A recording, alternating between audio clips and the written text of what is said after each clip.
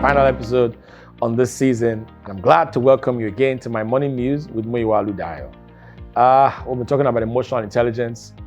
I'm excited that we have been able to add value to you. I mean, I've enjoyed this season. I've enjoyed the episodes that we have shared. Chances are that you have missed one or two. Please go back to our channels and catch up on the ones you missed. You will really draw value from them. You'll gain a lot, refreshing them or renewing them or going through them again. Today, let's close out this season on this episode with the word friction. Friction. And here's a thought I'd like you to please pay attention to.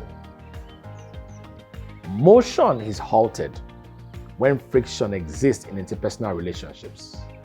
However, when the lubricant of respect is introduced, speed of accomplishment is guaranteed.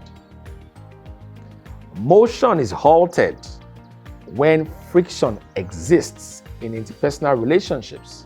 However, when the lubricant of respect is introduced, speed of accomplishment is guaranteed.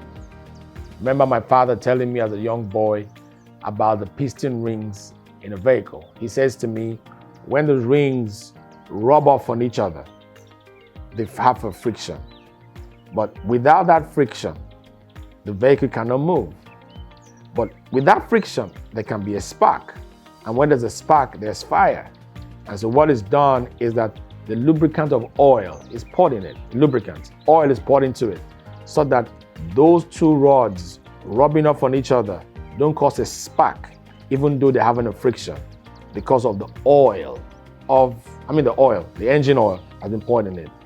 In human relationships, sometimes friction may be unavoidable.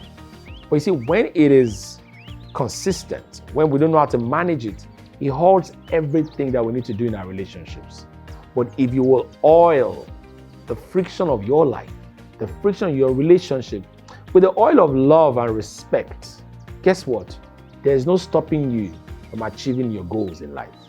And so, I'm not saying run away from friction, but ensure that you uphold the lubricant of love and respect.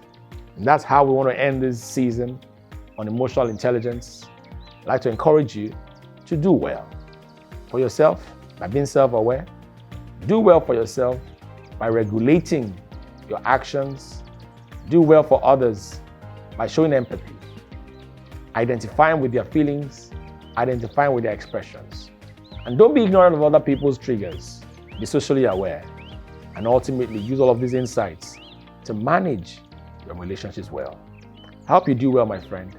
See you another time. Have a good one.